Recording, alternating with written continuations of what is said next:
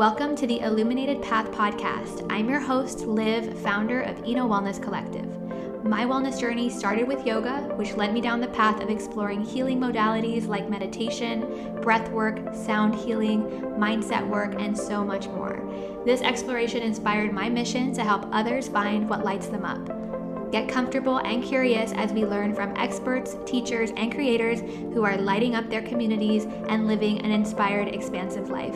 Let's dive in. Welcome back to another episode of the Illuminated Path podcast, and welcome to the show today, Harmony. Happy to be here. I am so excited to get to connect with you in this way, especially after knowing you for a few years now, having you as part of the ENA community, having you in my coaching, containers. Mm-hmm. And this season in particular, I really wanted to bring people onto the show that I've worked with and also who I know are doing amazing, creative things in the community. And of course, you came to mind. So I would love to kick it off with just hearing a little bit about, I was actually thinking back to this, like when did I meet Harmony and where did she come into the, wellness world? So I would love to know that from your perspective, like where did you first find, wellness? What were some of your early experiences of joining the community? Mm-hmm. I was just reflecting on this with my good friend, my best friend, Mia, and I believe it had to have been the first full moon flow that you did. I can't remember if I knew about Ina before, like just through socials. That was probably as you guys were, like spreading your message to the community. But I know that was at least the first event I attended, and I remember me and her coming up to you, and I just also remember thinking she is so magnetic. And it's funny to now learn that we're both Scorpio risings, and that's just that characteristic of that sign and that for the ascendant. And I remember I was also in a time of needing support, needing mentorship. And so I just knew some way or somehow like I needed to like be a part of what you were about. And so later, like learning that mentorship came up, I remember that's when I did the Google intake form, and it went off from there. And I definitely remember that. I remember seeing your application coming through for one-on-one coaching. Mm-hmm. And I remember getting just so excited because I was like, yes, typically whenever I open enrollment for the program, the people that come through, rarely are they ever complete strangers. Most of the time I met them or they've come to events or I know them in some capacity. So when I saw your application come through, I was like, yes, I can't wait to work with her. And I know it's like coming around your birthday. And when I think back on our, our coaching experience, I think back to like you being honestly one of my favorite clients to work with because you were so vulnerable in the process and you did have this like creative spark that was happening alongside the program, and working with creatives is like one of my absolute passions. So, I know since then we've done the coaching, you've performed at Wellfest, you've performed at a sound bath, Inner Balance sound bath. You've had, such an amazing journey since. And so I wanted to hear a little bit about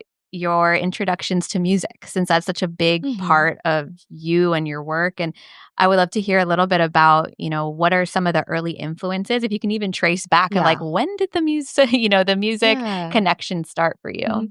I know when talking with my friends and family that just ever since I was young, I just love to be in front of people and on a stage. And that just, for me, I feel really went back to storytelling. And I also want to take note that I'm also Leo sun. And so that makes a lot of sense, just wanting to be up there and just radiate that sun sign. And for me, with not even getting into songwriting yet, it was a lot of just listening deeply to the lyrics of these early influences, which when I was reflecting, it would be really it kind of seems cliche, but like Adele and Taylor Swift. And it's more so just the story that they have. And I remember listening to like, especially like their really, really hit songs and just thinking like, wow, like they really sat there and are sitting with this deep and raw emotion to process what happened to them. And it wasn't even more so like the catchy melody or like the instruments at the time. It was really just the story. So those two were very pivotal, and I think I found a lot of storytelling through poetry too as I was just getting older, and more so in like the curriculum with school and English classes. And I remember I wanted to start songwriting when I was like really little, but I remember asking myself at the time, like, can I do this? Like, can I write a song? And I thought to myself, no, I can't. Not at this time, but I know I will later. And I must have been like 7 or 8 years old. So I think just having that in the back of my head, but always just loving music and loving to sing, I knew it one day it would just click. Even before we started recording, right? I was like, this, you got to film this because this is for your future documentary. I was like, I Yes. feel like there's so much like just raw creativity and storytelling that comes from you so naturally. So I love that you're like, I'm gonna, hold this for later. I Mhm. know that it's on my path and I know I can see it. And it's just gonna be, Yeah. the timing has to line up and has to be divine too. So Yeah. I know that, when we were working together, there were talks of your first, bigger concert here and really Mhm. putting out, the full album and just like really stepping into this artist identity. Mhm. So I wanted to hear a little bit about that. Like when did you decide, okay, this is going to go bigger for me. This is going Yeah. to reach people, and I'm going to now explore this. Having an audience and Mhm. being in the Phoenix Center, and Mhm. where did that story start to unfold for you? Wow. Okay. So I feel like it really began as soon as I started putting like out music on like Spotify, Apple Music, YouTube, all of the streaming platforms, where just the feedback from being this own storyteller and people wanting more. And I feel like that eventually the singles was like, okay, I know I need to put out an album, but with the artist identity, I wasn't quite sure who that was or even who I was. I was still in college. And it wasn't until I graduated in 2021 that later in that year, I took a trip to the States. And it was much needed inspiration. And I was in Virginia. I saw Porter Robinson. And then I went to Vegas and I went to EDC. And that's totally different genre. And then I went to California and I saw 88 Rising Head in the Clouds. Super, super different. And then I also watched an intimate concert with Lena Baraz. So that whole trip was just centered on music. And I didn't even know that that was going to be the point that inspired me to put on the concert and really buckle in and lock in for Guarded, the debut album. And it was in, I remember at Alina Baraz specifically. So she's just a huge, huge artist to me. But her concert was just so intimate and small. And I thought, when she was on stage and she was really just having her backing tracks play. She didn't have a live band and she only had I think two dancers, projector as her visual just on stage. And I was sitting there in that crowd and thinking, why can't I do this? Like, what's stopping me from doing this on Guam? And I think it had always been like I felt there maybe had to be a certain a certain route or like basically kind of just like the standard of how artists move because again I was still learning like what even is this career. And yeah, I just had that download, that ping, which I know you have a lot. And so it felt very, very beautiful to know that, okay, this is what I'm going to set as a goal and I need help bringing it forth. Yeah. Yeah, it sounds like that experience was definitely like she's an expander for you, right? And how do you Mhm. find these moments of evidence of like, okay, if she can do it, why can't I? Or if she can do it, that proves that it's possible. And how do I then kind of put my own spin on it? Yeah. But then also, like, I always talk about this to clients and friends of just like following the breadcrumbs of the universe, right? And being like, Mhm. okay, confirming you're on the right path. You're on the right path. Like Mhm. keep going, and music is such a powerful part of that, right? And like Mhm. live experience and being at something like EDC or being at something like a intimate show, just even though they're totally different, like you feel that human connection, right? And that Yeah. connection to whoever's performing their kind of like soul. So Mhm. I loved going to your concert because I could tell how much you put into it. You've got an amazing team of like friends around you and people helping you bring it to life. And also you took us on a journey, right? Of like there were parts of it where there's full on dance choreography, right? And then there's times where it's like really intimate, like we're in your living room or on your couch, right? So when you were creating the show, what was your process like of like creating, okay, I'm gonna do the show, I'm gonna do the concert, but then Mhm. how do I make it unlike, at least what I've seen, nothing that like that had happened on Guam Mhm. before. And then also just the creative process, the journey that you took people through? What Mhm. was the headspace for that? Yeah. Well, I definitely think it does root back to our mentorship that I was a part of with you, in that I kept saying, and I remember even on my application, that I was just in this deep spiral. And as I was moving through that 4-month container, but also writing these songs and figuring out the sound of the album and the storyline, I noticed a lot of like circles and as a theme, or like a spiral being essentially a circle, and then my connection to the moon. And I think a lot of that was just having all that solo time, and being able to research and feel very attuned to my personal chart. So like I have a lot of water placements, and as we all know, like water is was tied with emotion, and the tides of this world, it's all guided by the moon. And so through noticing the spirals and the circles, I realized, okay, this is the theme. And I really just wanted to bring that to the stage of everybody just seeing what I was going through. And it makes me really like happy, and like I want to like tear up a bit when you say that you just really love the show, because so much of, I think, that process, I was a little bit blinded toward the end of it in terms of like being able to celebrate, because it was just go go go.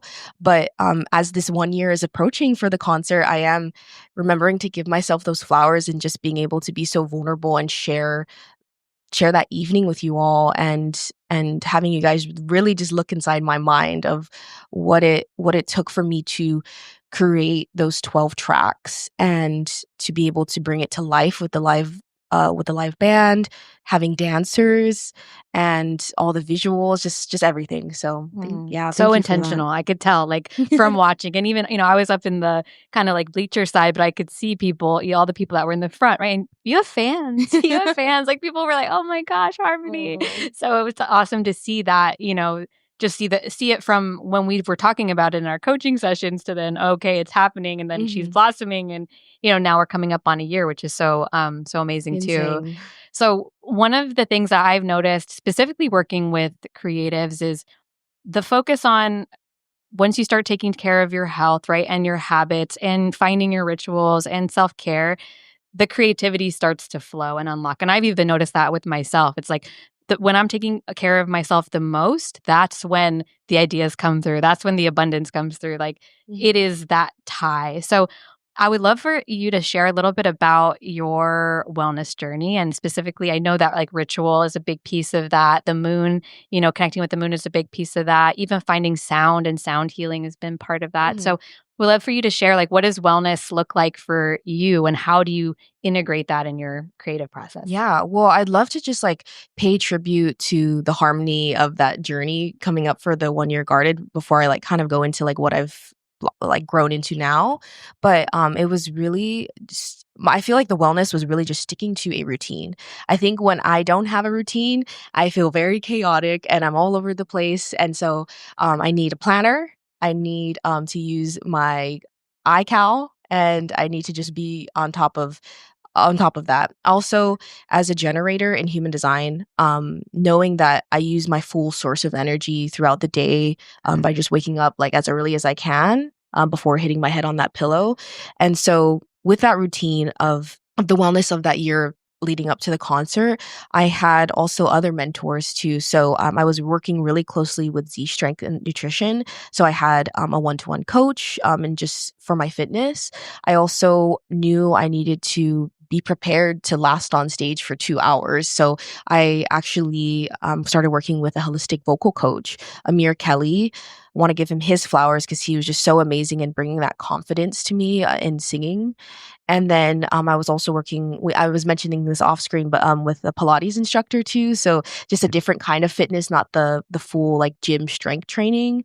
And so with all of that routine, I also was able to focus a lot on breath work, and noticing how in all of those aspects it led me back to music and what I needed. So breath work, yeah, my human design, the fitness aspect of it, and also doing a lot of meditation, even if it was just for 5 to 10 minutes of the day, because, like I said, my schedule was super, super packed. That really brought me back to my body, where felt best to make decisions in when I knew I had my breath. And a lot of it too is curating my space when I'm alone. I have my own altar at home. So I have things that I put around me that are all very intentional, whether it's a picture of me and my best friends or it's the color of the concert, right? Like it was purple. And I also really, really found a lot of joy and love in my oracle decks. So pulling that one card per day was just like, okay, this is what's guiding me. And it's fun. Just I work with oracle mostly, not as much as with tarot, just because I feel like I'm very just a visual person, and so like once I see a picture I can just create my own story and own portal going in through there. So yeah, all of that, I feel like just the preparation for the body allowed me to be creative and to also collaborate, because a big part of that journey was working with so many people and so many energies, so many different signs and energy types. So I feel like that all helped me recenter in times where I did feel a little bit like off the reins. I do remember seeing like a photo of the altar that you were creating when we were working together. When you said purple, I was like, yes, I totally remember you sending me that. And also just seeing like the almost like the mystical, mysterious, like just really leaning into the Scorpio vibe. Well, it's funny that you mentioned the purple, or like call back to it, because I remember it was in our one-to-one session where you noticed my purple themes a lot in just like the tasks that I was given to like doodle, or just kind of like my branding with the music. And I didn't even really realize it at that time, but you mentioned to me, you're like, that purple is the third eye. And I was like, oh yeah, like the chakra. And so that's what really also guided me toward that beautiful theme of guarded as well. So that was Yes, it was crazy. your aura. I feel like purple was just like radiating from you throughout the coaching and then as well as into the concert too, which is so beautiful. And it is so true. Like, but getting to create something and put it out there, there is a lot of energy involved, right? All the Mhm, people, the team, the staff. Like, I feel that even with creating, Wellfest, it's like I go from working in my own little silo, right? So, like, mhm, I'm now talking to 50 people, right? With 50 communication styles and mhm, 50 different, energies. And so that does really call for the grounding rituals, call for like just getting to know yourself. mhm, I really see relationships as our biggest mirrors. Like anything that we see in a relationship is like teaching us something. mhm, And so now looking back, I love that we're coming up on a year mhm. this weekend. If you were to think back on the biggest lesson, maybe one or two that you learned from that experience of putting your art out there, doing a concert, working with all those people, right? What were the Mhm. biggest lessons for you in that experience? I think the one word that just comes to mind when you say that is just vulnerability. And that's not even just in the songwriting and the music that I'm putting out, but when working with these people, like, and sometimes I feel like I'm really glad that maybe it's just my chart, but that I don't have this reservation when it comes to vulnerability. Maybe that's also our Scorpio rising. It's just who I am. And so I did get like feedback on that week of the concert when, things were tough. Think we're making sure that we had all the right markings for the choreography on stage, having to change the stage, having to just adjust things. And I remember getting some messages from the dancers just thanking me of like being so vulnerable with them in all the moments that we had our talks, and leading them through my own wellness rituals. So I showed them a lot of the breath work, of EFT, of visualization, just things that I guess they have never done before. And they really took that to heart. There was a lot of tears throughout just that past month. And yeah, vulnerability, I say, was just the biggest lesson, and to keep being vulnerable no matter what, because that's just how I operate. Beautiful. And I see the artist identity that you've stepped into. I also see the healer identity that you're stepping into and the Mhm, space holder identity that you're stepping into. And so I would love to hear a little bit about, finding the path and sort of the courage to be like, I'm going to hold space for people. I'm going to create yeah. events. I'm going to create sound baths. I'm going to have these experiences for people, friends, family, and then expanding to other people. Yeah. How has that journey been to stepping into holding space? I really love that, because I feel like as I began to create more intimate events outside of just my concert itself, I would ask myself that question, like, how can I properly and or yeah, just properly really hold space for people. And I remember seeing this one quote in a book that I was reading about maybe not holding space, but being a witness to people. Because I feel like I can take on energy very, like, just as an empath, very much, and it can be hard to shake some of that off, even with all the cleansing rituals. Just because I sometimes I live up so much right here in my head. With being a witness to people, I feel that I'm learning a lot through my sound bowl journey and just healing in that way too. I think it started really when I know I'm talking so much about the concert, but when the concert got postponed multiple times, and so there was just these periods of like I was in limbo. And for those like watching, like my concert was postponed because of the typhoons that we had on Guam. And so it was of so much legwork, and then it would be like gone. And then another brief period, so much work, and then gone again. And so I was thinking to myself, like, what can I do to continue to still celebrate my music, but also build my community and be there for people that need it through my sound, not just the song, but just through sound. And so I also created this event called Third Space, um, and that the idea of the third space is a place where you go to that's not school or work, and really shutting off social media, putting away your phone, and it's a time to connect.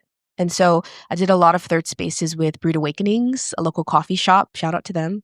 I discovered a lot about myself through that time in healing and how I want to structure each of the night and what I want people to take away from that. And I think it was really just the connection, and each time without fail, I saw how people just naturally open up in those spaces, because I would be a little bit nervous, like, would people want to share here when I ask them, or like have a volunteer to raise their hand? And without fail, there was just always someone wanting to share. And I think it's important that we have these spaces. And that's what I also love about Wellness is what you guys have created, and being able to allow us to be vulnerable too in those channels. But Mm. yeah. I see that all the time in the events and the sharing and the retreats. It's like Mhm. one person kicks it off, and then that permission to another Yep. person kicks it off, and then opening circles, closing circles, even just like would anyone like to share what came up in the journals, right? Journal prompts.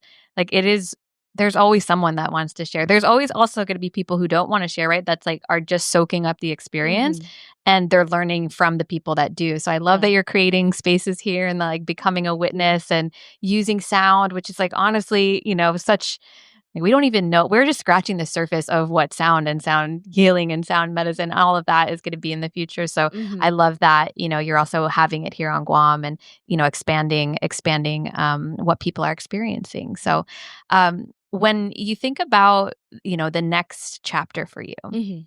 it's so awesome just to witness like where you're at right now. Cause even from a couple Yeah. years ago when we worked together to now, it's like I've witnessed you like huge transformation. Truly, and I also remember I was blonde too, so, like, now many I'm hair, many many hair hair transformations. transformations, and it's just so awesome to witness. And so, I do want to hear a little bit about what you envision next, Mhm. but I also want to just take a moment for you to think back at like where you were a few years ago, and Mhm. if there's anything you even would tell your younger self a bit, like Mhm. looking back at the journey, looking back at the lessons, like when you look back, do you see any themes or patterns or things that you would have wished you told yourself Mhm. during the process? Yeah, yeah, I'll definitely start with that. I think I know we were talking about this off screen too, about like it's just like the timing.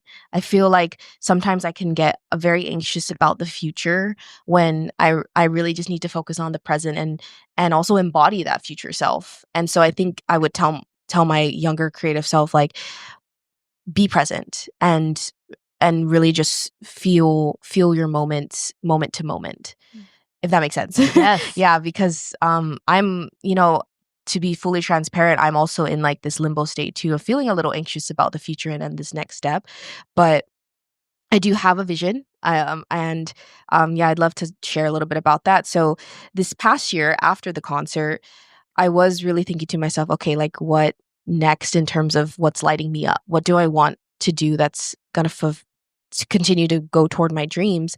And, um I just felt like a lot of it was collaboration, and so I've made really, really great friends this past year, and in just working with them, I kept seeing this word and also really embodying it come up, and it's called being a shapeshifter. And I love that because it's like we talk about this all the time about the seasons. We're just so different through each and every one of them. And I was making also in this past year very different music than I had been for Guarded, which was contemporary R&B. And with Shapeshifter, I'm just doing what I love. So there's different genres for sure, but it's what is lighting me up and what am I following at that time. And so in this next phase, I really think I'm going to continue to do that. But it's also it looks like an EP. And for those like kind of new to music and still like don't know what an EP is, but here it's called like an extended playlist. So it's tracks on a body of work that's usually around like 5 to 6 tracks. And I feel like this EP for me is just another portal in where I have been in that fragment of time in this past year and maybe in these next few months as I finish this EP. When I put it out, not sure, but the timing it will feel right to me at that when I know it will come. So Ooh, I love that shapeshifter. thank Like you. I can totally see like that journey and how that's going to come through in your music too, which is awesome. Thank you. I wanted to close us out with two questions. So, I think it is unique to be doing anything that you're doing here on Guam, right? Because it's different, right? It's like the creators and the creatives and the music scene here is different than, other places. It's unique. Every place is unique. But if you had a message to musicians on Guam or artists on Guam or someone that's listening that's like, I would love to do that. I would love to have, but I don't have the courage to do it right now. Like, Mhm. what would your message be to people who are listening that maybe want to start, getting into their music and creativity on Guam? Yeah, immediately I would say just reach out because I feel like that's a lot of what I did just in my past time here on Guam and figuring things out. I think just by sending a message and just saying like, "Hey, I really love your work. Like I'm interested in this. I'd love to know how to do this, what it's like." Because in the reality of it, like there, you have nothing to lose because right, you're already just wanting this seeking this information. And I'm sure you're familiar with the phrase that rejection is just redirection. And so, yeah, if you reach out to this one person, maybe don't hear back, that's okay. Maybe it's leading you to the next person that you are meant to connect with. So I think that would just be my advice. Just reach out, and rejection is redirection. That is so beautiful. I can point back so many of the opportunities or like directions I've been literally to like just to DM. Hey, Mhm, I don't mhm. know how to start a podcast. Can you send me can you Mm. share, with me what mic do I get? Like or hey, do you want to come out to be a guest speaker at Wellfest? Or, one of the guests I had earlier, our whole friendship was because of just reaching out Mhm. cold, just saying like, "Hey, I love what you're doing. Yeah. Like, let's connect." And so I totally plus one on that. It's like Mhm. there's this it's called like loose ties, right? We all have these people that Mm. are loose ties. They're not, connecting in friends, family, or, we don't know them. It's that 6 degrees of separation, right? But Mhm. those loose ties, you never know how much they're going to help or support or, like you said, redirect. Mhm. And like really noticing like what loose ties you might have around you that can then be a bridge to, an opportunity or something that Yeah, you're looking to do. So most I definitely. love that, I love that. Thank you. Okay, finally, since we are in the, beginning of the year as Mhm. we're recording this, I would love to know if you have either a word of the year, a mantra of the year, like what's the energy for 2025? I love this question. I just found out my word last week, so I'm super excited to share it. And how it came about, I think it was also just a download as I was journaling because I was looking at my all of my entries in this one notebook that I have that actually has like the time before the concert too. So I'm literally seeing like myself evolve in those ways. And my word last year was transmute, and transmute is to change. And I definitely felt that with the shapeshifter vibe. And this year, I've really felt like the question I've been asking myself is just like, what state do I want to be in? Because there was, like I mentioned earlier, I do feel a little anxious a lot of the time and a little bit frustrated, but like, what state do I want to come back to? And that is peace. And so I kind of made it tranquility just to kind of go with transmute because that tran is to like is basically still to change. And so yeah, tranquility, peace, that's my word this year. And it's funny because my name is Harmony.